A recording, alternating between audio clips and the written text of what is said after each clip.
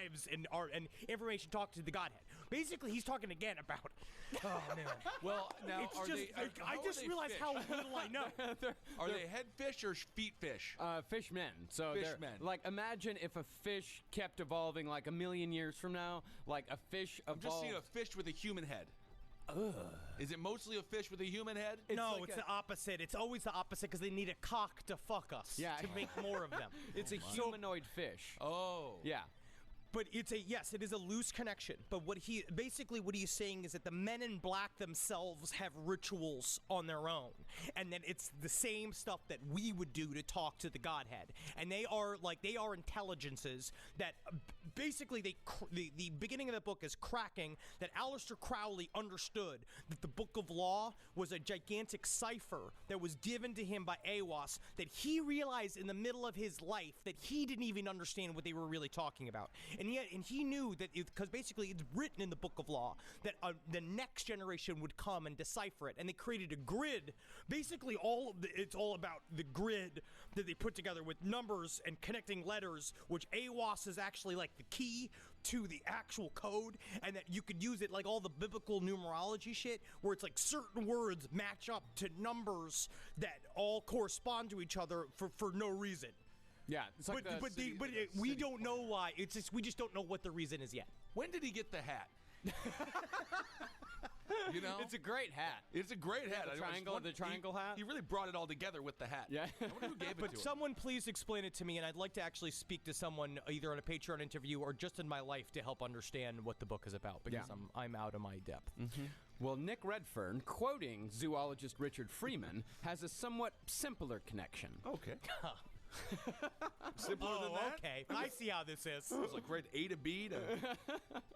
Well, Freeman's story starts in the year 1900 with Crowley's purchase of Boleskine House, which is located off the shores of where else but Loch Ness. Oh. Yeah. Now, even though there are 2 recorded sightings of a water beast in or near Loch Ness previous to 1900, Loch Ness's reputation as home to one of the world's most famous cryptids didn't begin until 1934. Really? With the publication of the infamous Surgeon's photograph. Yeah. There's a lot of people saying there's beasts in the waters, but there's no beasts out there except for Gregor's mother.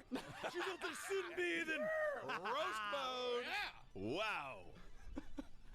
Crowley, he chose the house for its seclusion, but also because the area had a long occult history, most notably when a local wizard reanimated a whole series of corpses from the nearby Boleskine Cemetery in the late 17th century. So he basically had a bunch of his friends dig up a bunch of graves, and then he's like, when I do the magic bim bop thing, whatever I do, throw them in the water.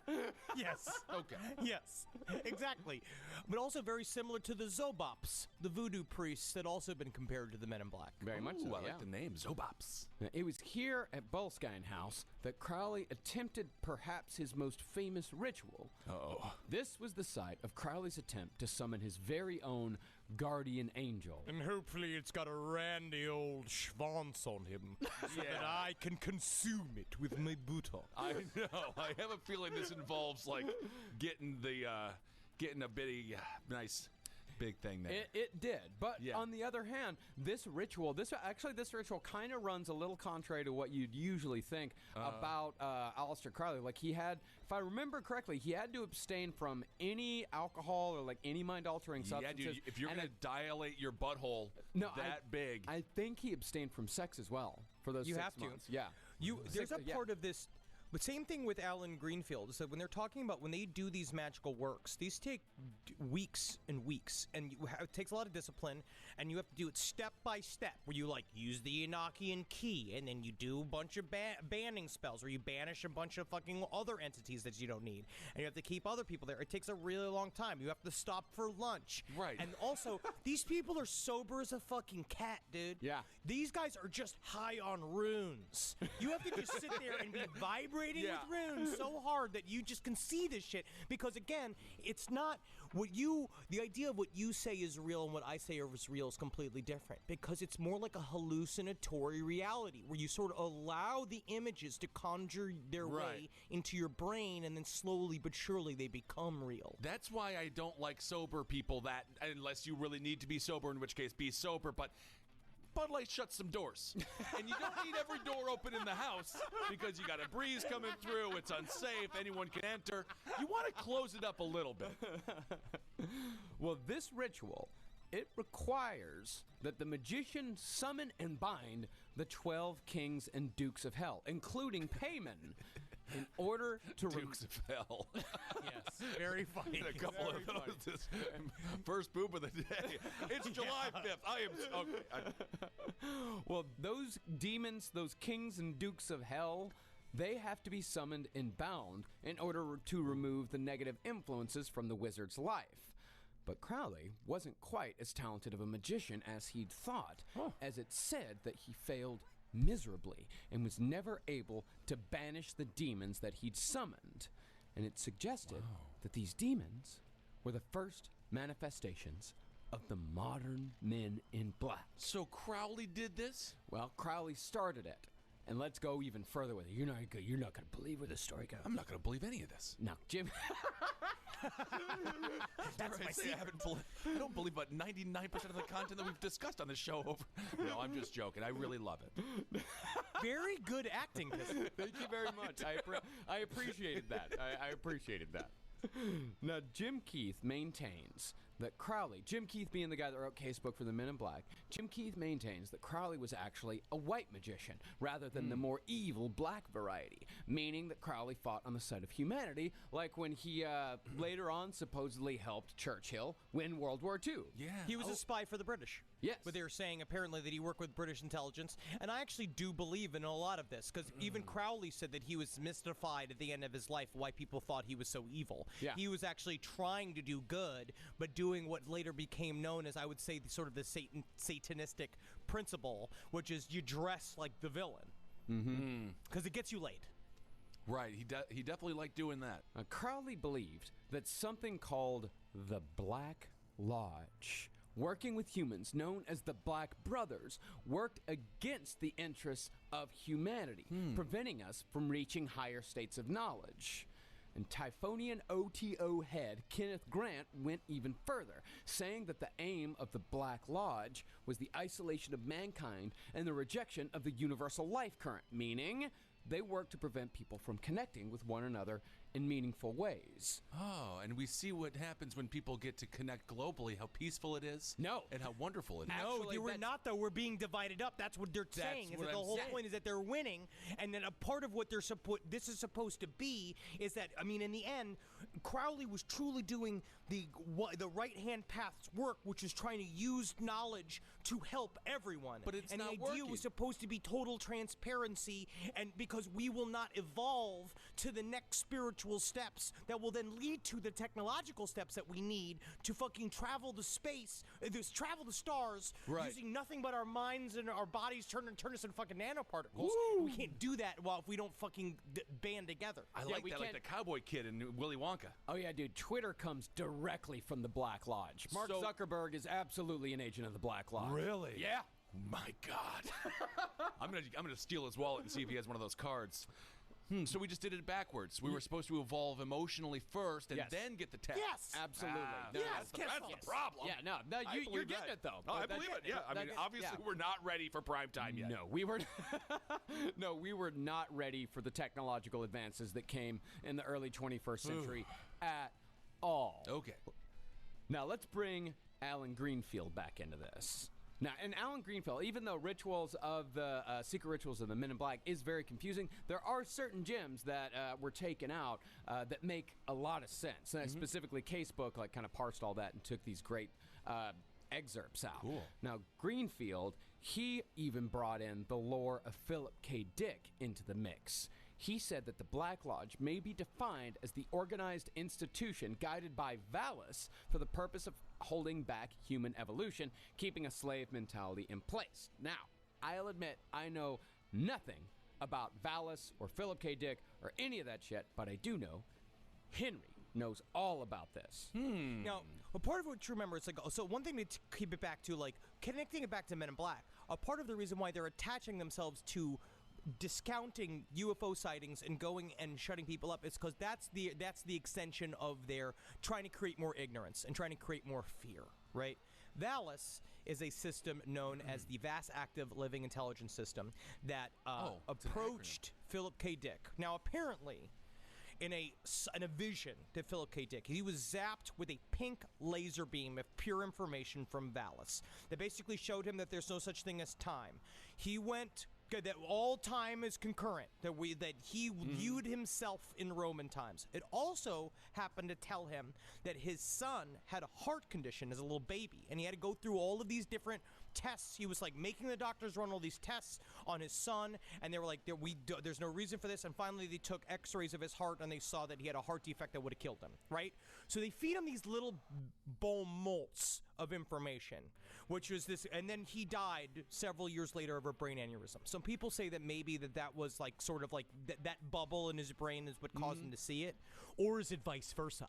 So he had like And so what Valis is that... No, wait, so are you fucking bringing phenomenon type of shit into Yes, Philip John K. Dick? Travolta, the John Travolta, Kira Sedgwick vehicle. Yes. Wait, I don't know what happened to your... How are we at Travolta? What he's saying is that it's possible that, Valis was actually, he was able to see Valis because he had a brain defect, much like John Travolta was able to perform telekinesis in the movie Phenomenon because of the brain tumor. Spoiler! Okay, yes. Spoiler! Yeah, I'm the spoiler alert listen, guy. King No, spoiler alert. I'm allowed to spoil And in Phenomenon. Michael, he's an angel. But back to understanding, so where we're at, right? Valis is sort of one of the spokes or one of the tips. Like if you imagine a 26-sided star, right? 26 lot point. of- If you imagine a 26-pointed star, and being the Godhead, one of those points is Valis. One of those points are the fish people that talk to the original people, or are they one and the same? One of those points is Aiwass. One of those points is Lamb, that Aleister Crowley was in one of his contacts that he drew on a piece of paper, and what did it look like? A fucking alien. Yeah. Right? Same shit. So what Valis is the system that Philip K. Dick was connected to, but then it's more about, was it feeding him information?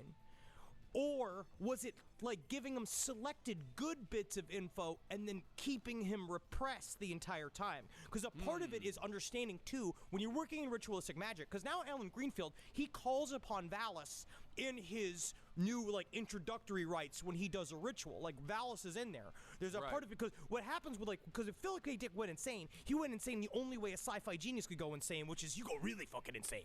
And then he wrote an exegesis, which was the 1,400-page journal trying to describe all the things that he saw, which is very detailed, which we will do an episode about. But a part of it is that when you call an entity like that, right? When you talk to the Oannes, or you talk to Valis, who's to say that they don't have their own fucking agenda as well? Honestly, I think I get this.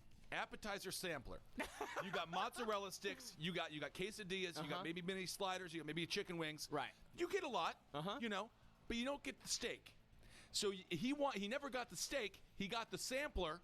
He could have theoretically been given the steak, but he was also satisfied with the sampler because let's be honest, they're awesome. Well, I would say... Honestly, no, it makes sense. Okay.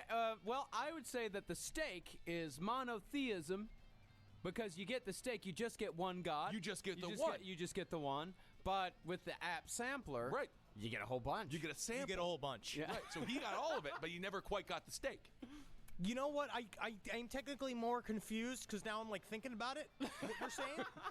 And like in a weird way, it does kind of ping, but mostly I think it's just because I love appetizers. Yeah, well, I think it makes a little sense.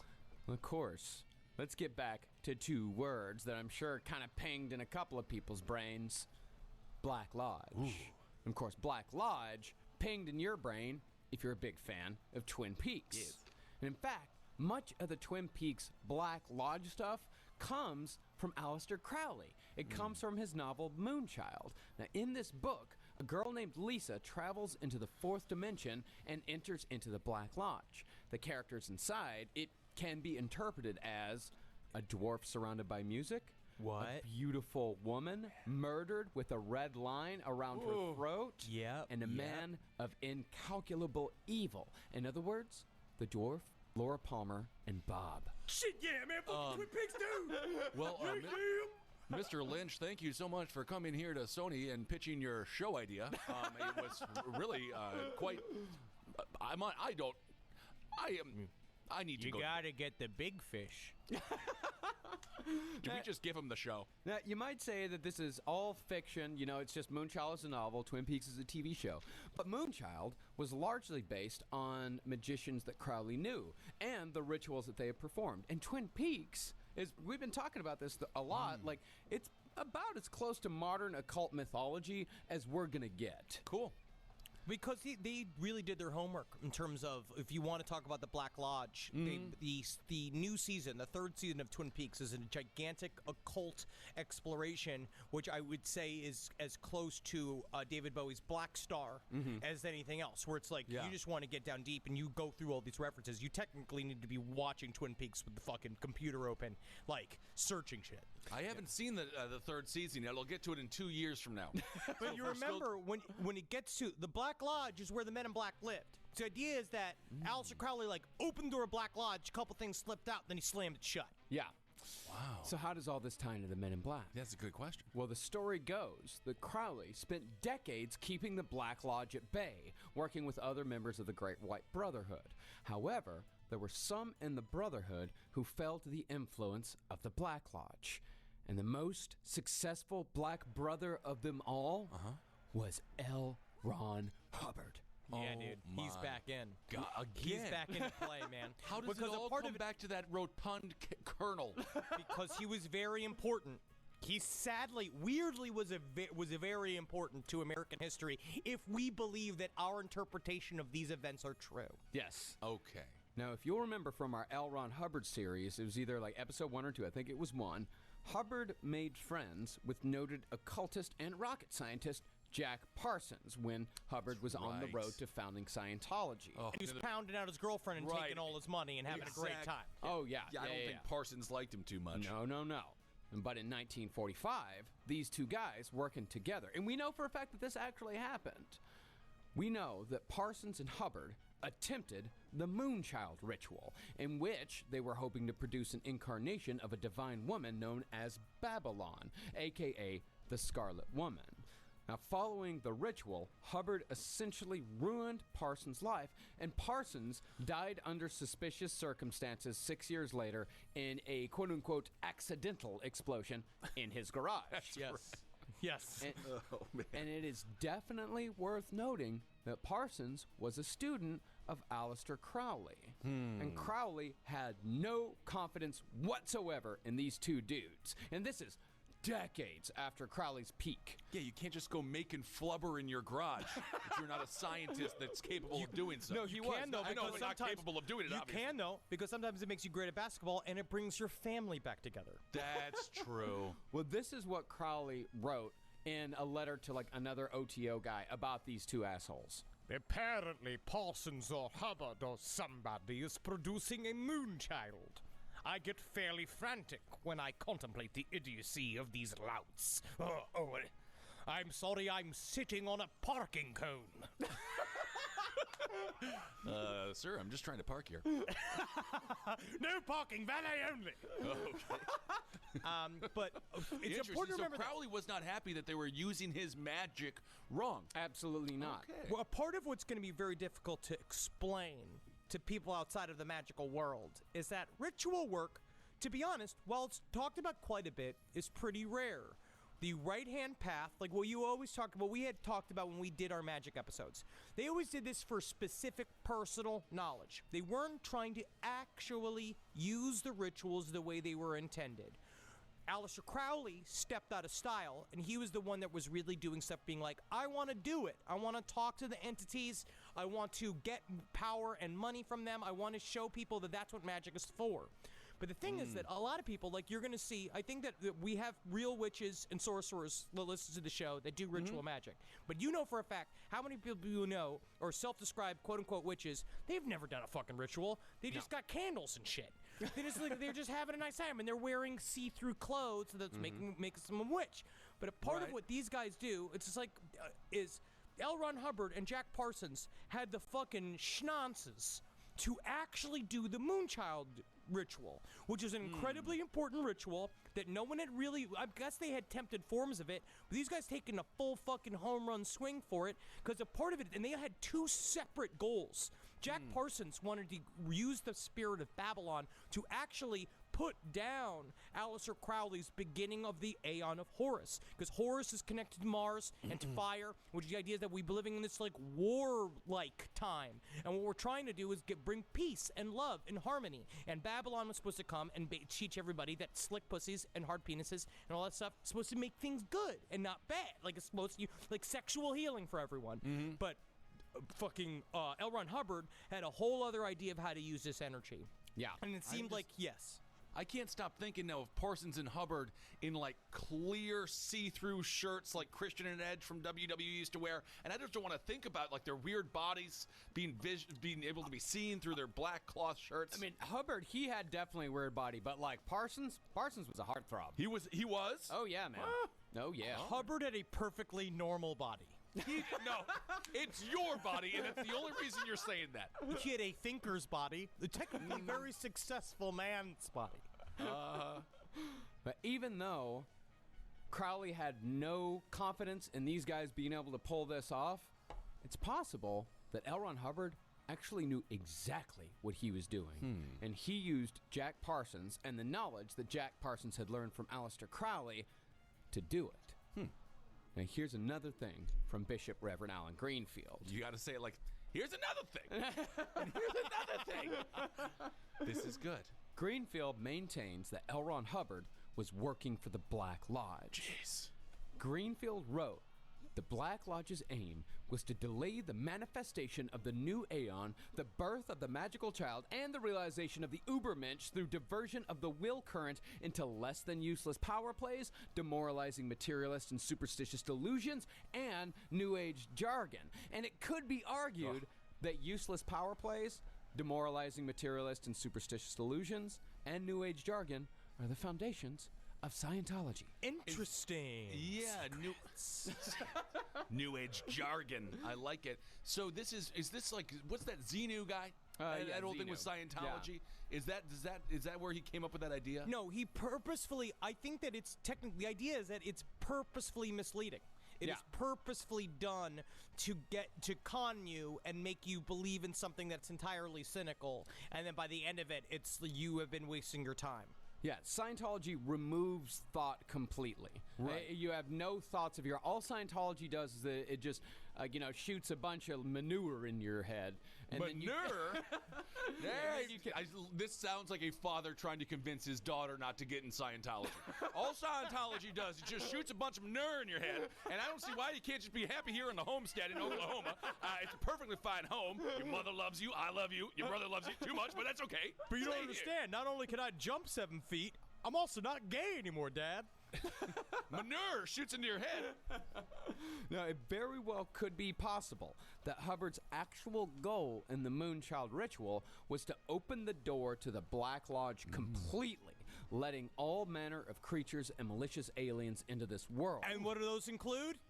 The Men in Black. Yep. Wow. Because after all, it was only 2 years later that aliens were crash landing in Roswell, New Mexico. And UFO sightings haven't slowed down since. Yep. Aren't the Men in Black? Don't the Men in Black? I've seen the fucking movies. Yeah. Don't they kill aliens? No. No, that's just Nobody. the movies. They're Those part are and movies. parcel, man. They're all like, it's the idea of the Hegelian dialectic. They are the same phenomena. They control the UFO activity. They are part of UFO activity. They're UFO and police, also aren't they? control, sort of, but they also are entities like the UFO nuts that pilot these crafts. You just refuse to say UFO nuts, don't you? Or will not. All right. Now, supposedly, aliens weren't the only thing to come through the door to the Black Lodge. Although creatures like Sasquatch, Nessie, mermaids, and such have existed for centuries, something curious happened following the Moonchild ritual. Around that time, truly bizarre creatures started showing up all around the world, but North America in particular. Take, for example, the Flatwoods monster that we spoke of last week. Yeah. Yeah, with the First fucking seen- fish flaps and the fucking big flat head and the red eyes. Yeah, that was first seen in 1952. And remember, Bender said that the creatures that he met in Antarctica looked just like the Flatwoods monster. Yeah, dude. Then, There's the half-man, half-frog Loveland Frogman in 1955, the fishy man-goat that is the Lake Worth Monster in 1969, the tendril-fingered Dover Demon in 1977, the spiked Mexican-Texan Puerto Rican Chupacabra in 1995, and countless others all across the continent. And think about this. You're Bigfoot, right? You're OG. You're out there like you're hanging out with a Native American who keeps calling you Long Wise Man. And you're like, keep them coming, keep them compliments coming, Native Americans. You'll see how far you get. You know what I mean? You're sucking on his peace pipe. Things are totally fucking groovy. And all of a sudden, the Flatwoods Monster shows up. And you're just like, ugh, get me fucking out of here, dude. I'm just a fucking monkey, man. Chupacabra showing up, eating all the apples. Oh, yeah, man, you're Sasquatch, and the Chupacabra shows up like... Get out of here. At least I'm mildly human-like. Fuck yeah, you're fucking annoying me, bro. Shut up. And that's exactly what it is. From what I can tell, with a few exceptions, a lot of the other cryptids around the world that you see in the latter half of the 20th century, even before that, they tend to have fairly close zoological cousins. But the ones seen here in North America are usually malformed beasts like nightmare chimeras that terrorize small towns. Think about this, right? And like the Men in Black that pop out, they're like nightmarish copies of humans. It's like that shit. It's like Annihilation, where the creatures that come out are like, there's these entities that poke their way out of the Black Lodge and sort of hang on these like ideas of like, humans wear shoes. You